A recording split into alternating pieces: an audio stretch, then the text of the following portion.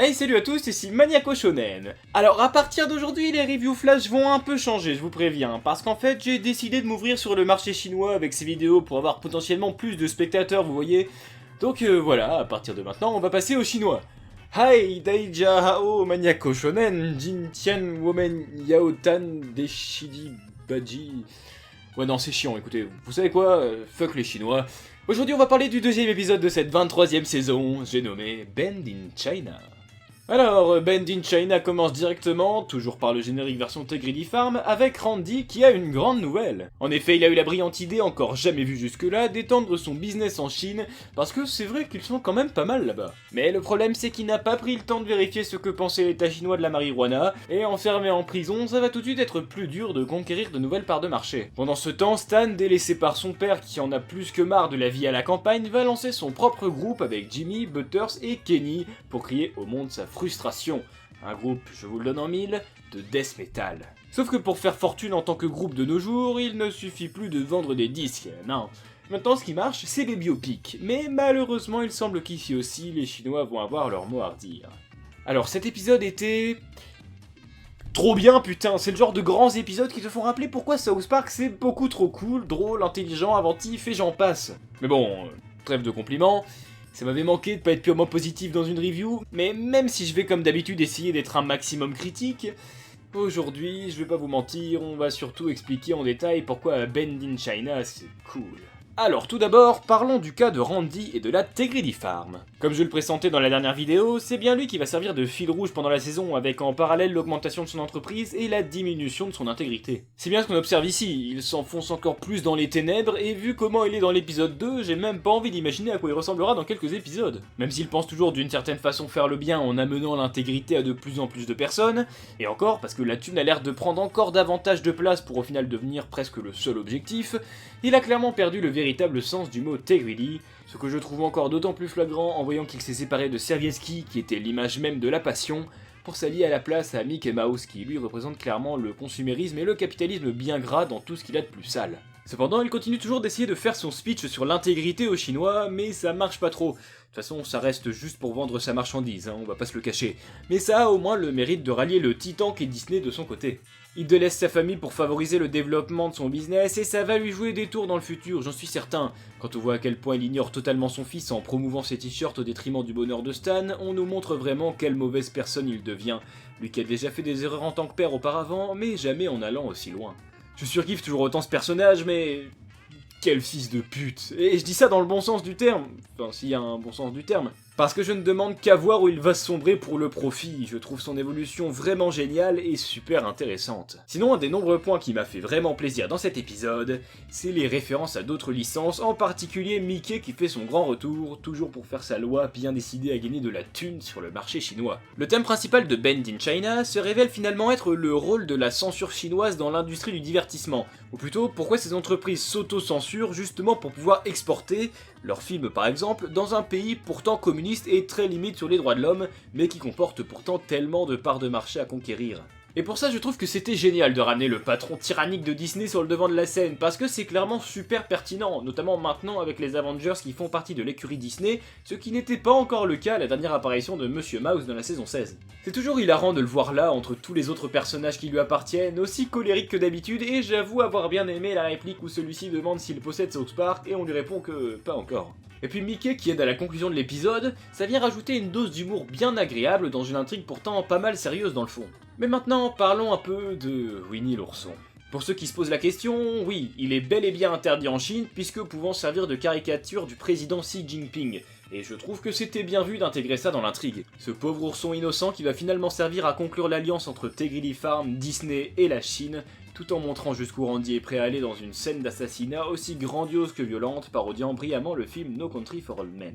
Au final, Randy arrive à rendre la weed légale en Chine et livrée par Tegridy Farm qui plus est, celui qui n'était à la base qu'un fermier pas très malin est sur le point de dominer le monde.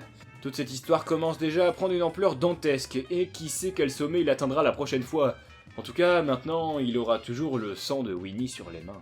Et alors Stan, de son côté, eh bien j'ai trouvé son intrigue aussi très bien foutue, d'autant plus qu'elle arrive habilement à rejoindre celle de la quête de Randy. Stanley veut juste déménager, il en a marre de la vie de fermier campagnard à Tegridy Farm. Encore une fois, il y a que Randy qui a l'air de s'épanouir là-dedans de la manière la moins saine possible.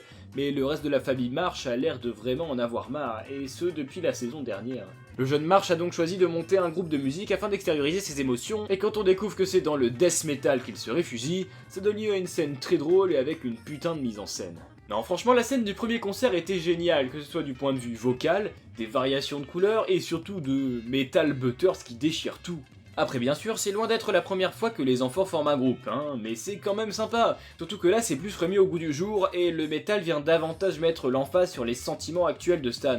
Et puis la série est consciente des groupes précédents, puisqu'on y fera même référence à la fin. Sinon ça m'a fait plaisir d'enfin revoir un peu Stan avec sa veste habituelle d'enfant normal, mais la normalité ne va pas rester très longtemps puisque bientôt va arriver un personnage qui nous est déjà familier, et qui va essayer de transformer Crimson Dawn en groupe à succès. Je veux bien sûr parler du producteur des PC Babies qu'on a donc déjà vu l'année dernière dans l'épisode Buddha Box. Son but va donc être de réaliser un biopic à succès puisque c'est ce qui marche en ce moment. Et la référence au fait que les enfants soient vieux jeux quand ils leur demandent s'ils viennent des années 90 m'a quand même fait bien marrer puisque c'est vrai qu'étonnamment ce sont des CM1 qui ont pourtant connu l'âge d'or des CD par exemple. Du coup leur groupe est composé de Jimmy à la batterie, Butters à la guitare, Kenny à la basse et donc bien sûr Stan au chant. Alors on va pas se mentir, ça fait plaisir de revoir Jimmy, Butters et surtout Kenny, mais ils sont juste là pour faire de la figuration, hein. Non mais c'est vrai. Après ça me dérange pas plus que ça, vu que l'épisode est déjà assez dense et complet, donc je vois pas trop où ils auraient pu les développer correctement davantage. Puis de la figuration c'est déjà ça. Au moins Kenny a un rôle, mineur certes, mais un rôle quand même qui lui offre du temps d'écran. Après évidemment, les Chinois viennent aussi se mêler de cette partie-là, puisque bien sûr, un biopic étant aussi un film, il va falloir se conformer aux exigences du public chinois. J'ai trouvé brillante la scène où Stan se fait réécrire tout ce qu'il essaye de dire par un membre du gouvernement chinois. Je trouve que cette situation pourtant assez simple du chinois qui réécrit est vraiment pleine de sens, et que rien qu'avec cette scène on peut déjà comprendre où l'épisode veut en venir, même si c'était quand même déjà bien clair avant. Du coup, le jeune garçon comprend les conditions des scénaristes d'Hollywood, obligés de se limiter pour correspondre au goût des Chinois, et pour que leur film fonctionne, il va falloir devenir fade et sans saveur. Mais c'est dans une période où personne n'arrive à trouver de solution que Cartman et Kyle reviennent de leur petit séjour dans les camps de migrants de l'épisode précédent. J'ai vu certaines personnes ne pas vraiment comprendre comment ils sont sortis, mais comme je l'avais expliqué dans la dernière review, Jeff avait ouvert la porte avant de partir à la recherche du flashback, donc oui, même si j'aurais apprécié un peu plus d'infos à ce niveau-là, c'est pas incohérent de les voir revenir à ce moment, et ça fait même d'ailleurs bien plaisir. Et ça fait d'autant plus plaisir que par leur retour, Stan aboutit à une idée qui va amener à une scène que j'ai surkiffé, putain.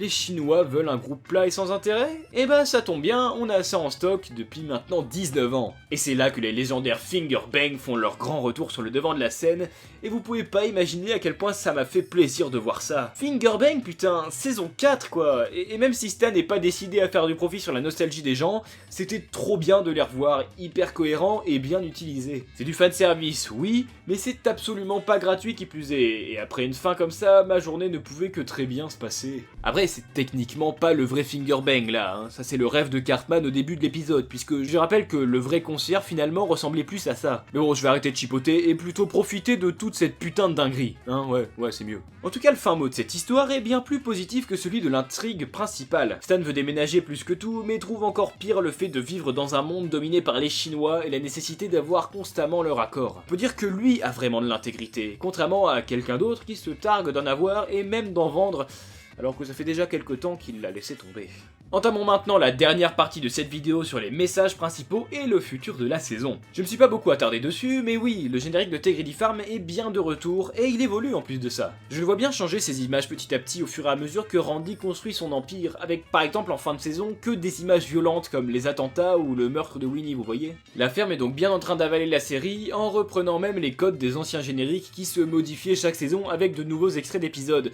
En tout cas, s'ils vont pas jusqu'au bout en changeant le générique, je serai déçu parce que c'est clairement quelque chose à creuser. Par exemple, j'ai dit tout à l'heure que Mickey était un peu le nouveau Servietsky, et bien je trouverais justement très pertinent de le remplacer dans le générique en tant que symbole du capitalisme, et puisque Servietsky n'a d'ailleurs plus rien à voir avec la ferme. Et puis ça va, ces deux petits personnages à la voix aiguë, personne verrait la différence. Sinon, en ce qui concerne l'épisode en général, j'ai trouvé que la première partie commençait lentement, sans trop de fulgurance. C'était bien, mais on était plus sur quelque chose de sérieux avec en principale critique les terribles conditions dans les camps chinois.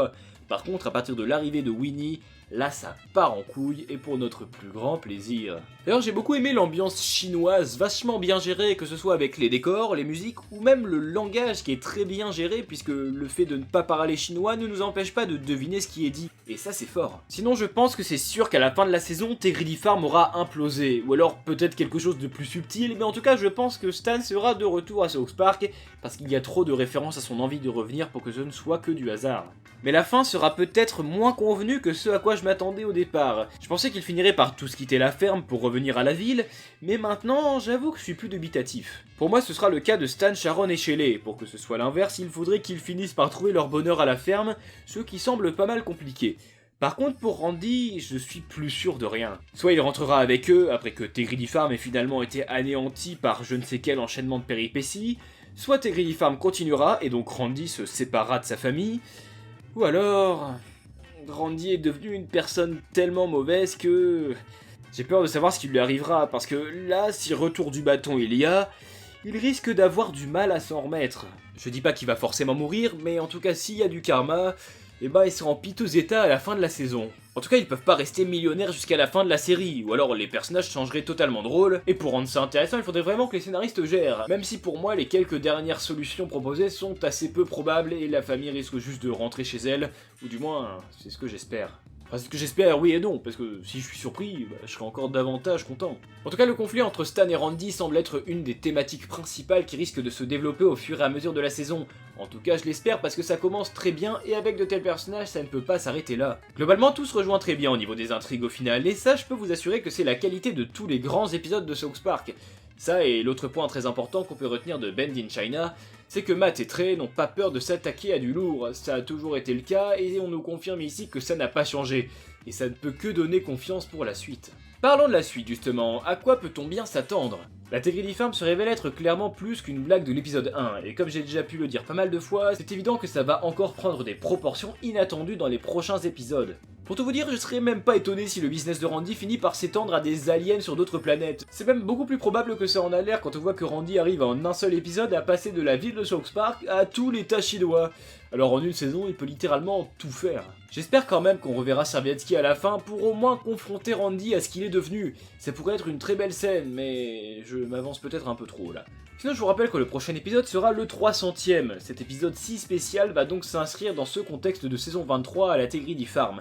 Et j'ai bien envie de voir si ce cap si particulier va changer quelque chose à l'épisode ou non. Dans tous les cas, si dans un épisode dit classique, ils arrivent à nous ressortir Mickey et Fingerbang, je ne peux qu'espérer qu'on aura aussi notre dose de fanservice pour cet épisode que j'attends depuis tant d'années.